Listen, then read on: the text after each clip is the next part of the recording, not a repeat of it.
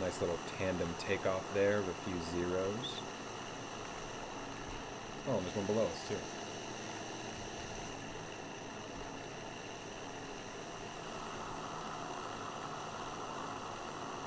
So welcome to War Thunder, where I've been exclusively playing the Zero for several weeks now.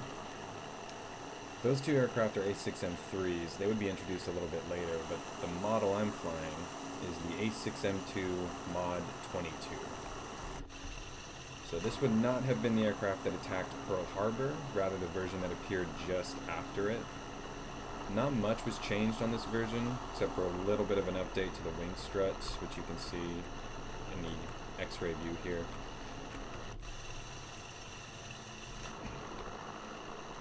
But this airplane really shocked the world when it was first introduced. It first saw combat action over China in the earlier portions of World War II when Japan invaded Manchuria. At that point, China were flying mostly biplanes and a few monoplane aircraft given to them from Russia. And the first Japanese Zeros that engaged Chinese fighters over Manchuria were dominated. There was simply no chance whatsoever. So much so, in fact, that the Chinese actually warned the United States. By the way, Chipmunk Overlord and his buddy over here are flying in perfect formation. Beautiful. Should I go join them? Anyway, they tried to warn the United States that the Japanese had created this brand new all-metal monoplane fighter, and sort of similar to American doctrine at the time, no one was really truthfully worried. We didn't have it in us to believe that the Japanese were capable of something like this, and we would find out pretty soon that they weren't kidding.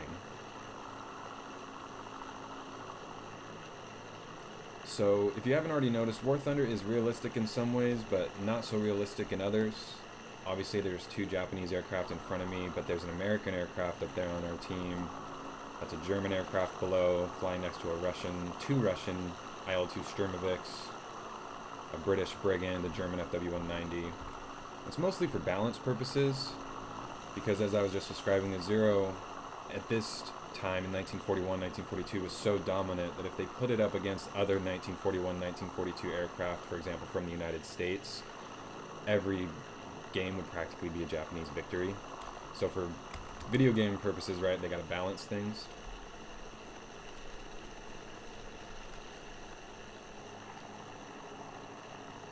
So the Zero was designed by famed aircraft designer Jiro Hirokoshi, and along with the rest of sort of the Japanese thinking and doctrine of war during the 20th century, a lot of what they did and thought about was based on ancient Japanese samurai philosophy, really, and it really came through in the Zero.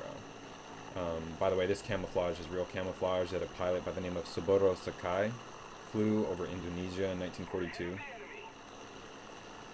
But they really brought the samurai philosophy to this aircraft design, Sea Sky Samurai. Being that if you look at the X-ray footage of the Zero here, there really isn't much to it. Those are two cannons in the wings, along with some fuel tanks, which were not self-sealing. There was absolutely zero armor on this aircraft. And so the idea that they were going for was something that was quick, incredibly nimble, long range, and could engage pretty much any fighter at altitude and defeat it in one-on-one combat. So think of the katana, right? It's not exactly a broadsword. Probably not going to go for the Ju-88, by the way. I'm just going to let him do his thing, because I don't want to get shot by his rear guns. But in one-on-one combat, they wanted to defeat pretty much anybody. So think about it like a samurai sword, a katana, right? Incredibly fast, incredibly quick, and easy to use, unless, of course, with the right technique.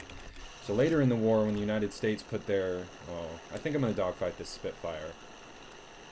Spitfire is actually a pretty good match for the Zero, because the Spitfire is a turn fighter, similar to the Zero. He's going to bring his nose up to try to shoot me, and I'm going to wing over and roll... Yep, right now.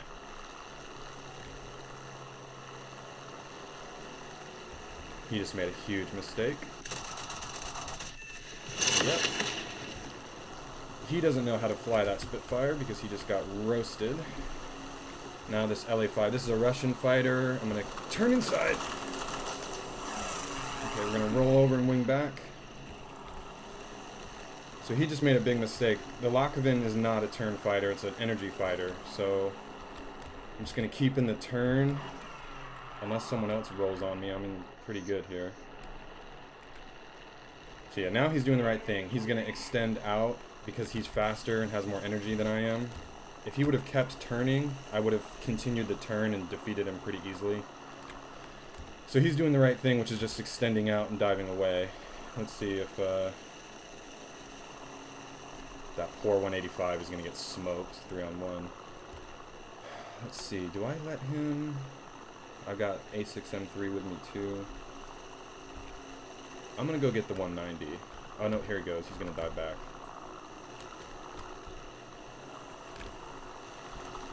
There's... Oh shit! Someone on my 6.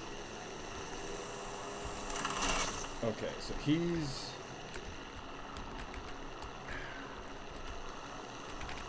Okay, he's probably going to do the same thing and just try to extend away.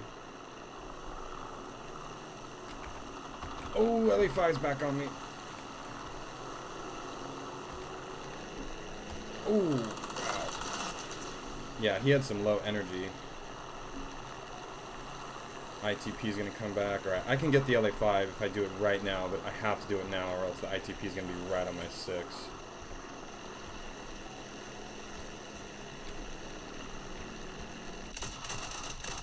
Missed. I might die right here if this ITP's on my 6. This guy's got good moves. He's going to extend up and... Yeah, I'm dead. I'm definitely dead, but I got the kill.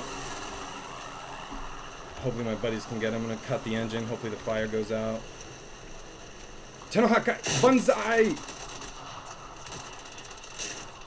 Oh, I missed. Yeah, I'm dead. Woo. Good fights, though. Got a couple kills. Russian ITP wins on a 6. Took too long to kill the Lavakin. If I would have got the LA5 a bit sooner, I might have had a better chance there. But yeah, that's War Thunder. Thanks for watching.